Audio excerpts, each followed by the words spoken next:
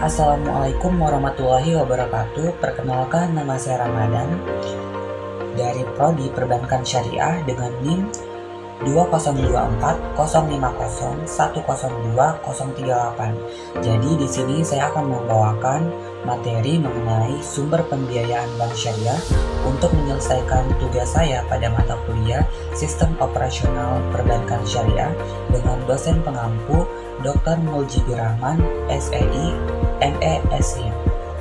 Jadi kegiatan utama dari suatu bank adalah menghimpun dan menyalurkan dana. Nah, penyaluran dana dengan tujuan untuk memperoleh penerimaan akan dapat dilakukan apabila dana telah dihimpun. Nah, penghimpunan dana dari masyarakat dapat dilakukan dengan cara-cara tertentu sehingga efisien dan dapat disesuaikan dengan rencana penggunaan dana tersebut.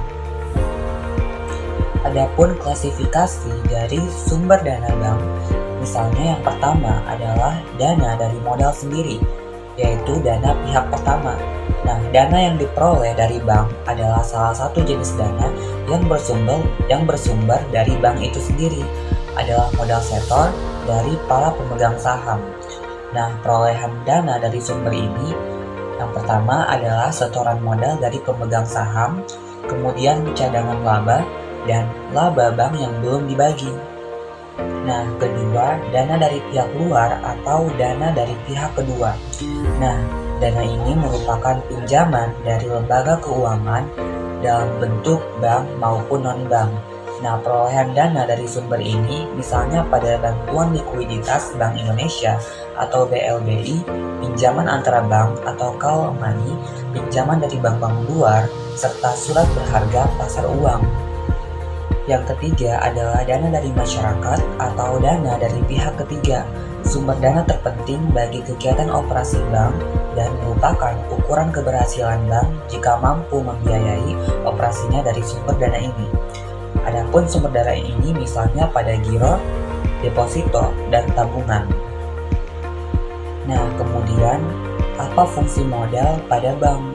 Jadi modal adalah dana yang ditempatkan pihak pemegang saham pihak pertama pada bank yang memiliki peranan sangat penting sebagai penyerap jika timbul kerugian atau risk loss.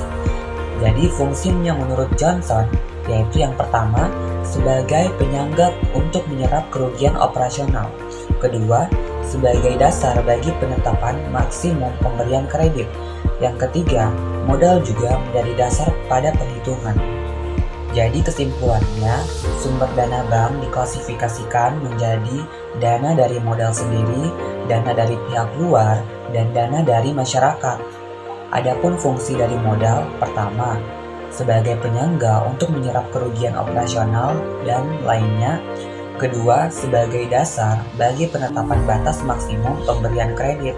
Ketiga, modal juga menjadi dasar perhitungan bagi para partisipan pasar untuk mengevaluasi tingkat kemampuan bank secara relatif dan menghasilkan keuntungan. Jadi sekian dari hasil presentasi saya. Saya harap apa yang saya sampaikan dapat bermanfaat bagi kita semua.